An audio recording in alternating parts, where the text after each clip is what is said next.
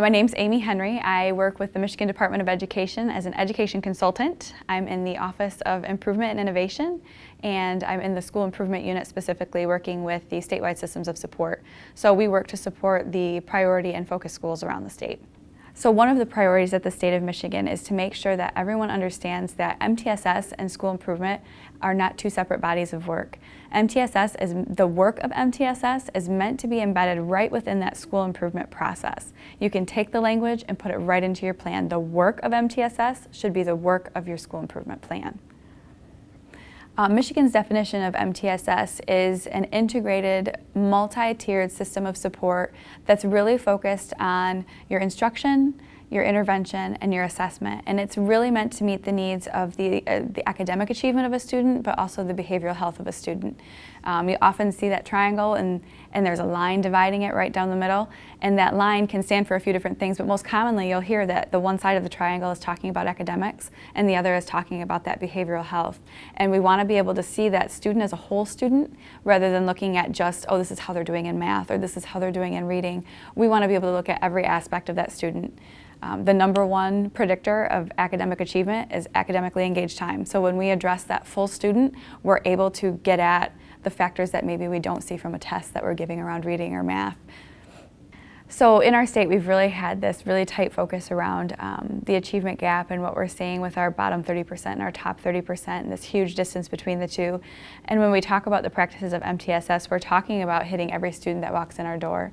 We're talking about there not being an achievement gap. We're talking about leveling the playing field so that every student has access to the type of instruction that they need.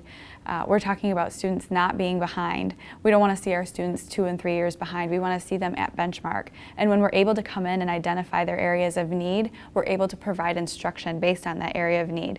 So that student won't be left behind. That student won't be so far behind their peers that they're unable to catch up. We'll continue to see 1 year, 2 years, possibly 3 years of growth in that 1 year time because we're going to target the areas of need for our students. So we're addressing every student in the classroom, whether it be the high achiever or the low achiever or the right on par achiever. We're going to hit each one of their levels, and we're going to be sure that they're challenged and they're engaged in their own education.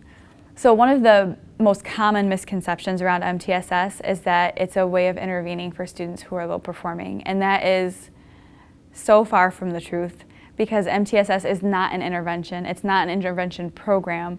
MTSS is best practice around instruction for our students, and it's meeting the needs of all students. The student that's above benchmark, the student that's on benchmark, and the student that's below benchmark. So we have to be very clear when we're working with people to make sure that they don't have RTI time or MTSS time and say that they're actually implementing MTSS because that's not the case. You can't have a block of 30 minutes where you work with low performing students and say I'm doing MTSS because that's not MTSS. MTSS is for all students.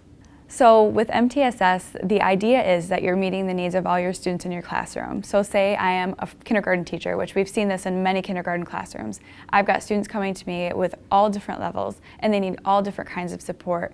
And I might find that maybe only 50% of my kids are at benchmark when they walk in my door. Thinking about that in a fiscal way, we know that we can't provide the supports to 50% of our kids that are individualized. We're not going to be able to do that. We just don't have the resources at this time to do that. So when we see those types of numbers, we need to understand that the supports we need to provide need to be embedded into our Tier 1 instruction, which is our just general gen ed teacher providing instruction in the classroom day to day. And the cool thing about that is there's been this huge push around universal design for learning and differentiated instruction and all of these different strategies that are really best practice strategies, and those get at the heart of MTSS, which is to meet the needs of all of those students. If the Tier 1 instruction isn't meeting the needs of those students to begin with, then you're not going to see that Tier 2 or Tier 3 is ever effective.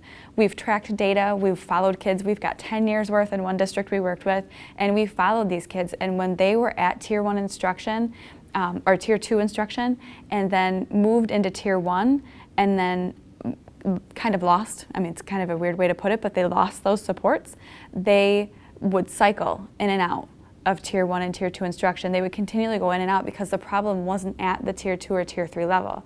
The problem was at the Tier 1 level, and we have to beef up that instruction.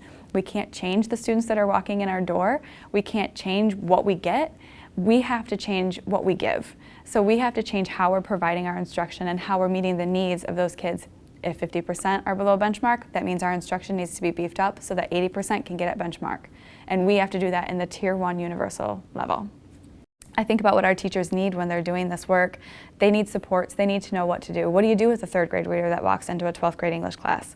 How do you provide supports for them? They need that leadership support. They need training.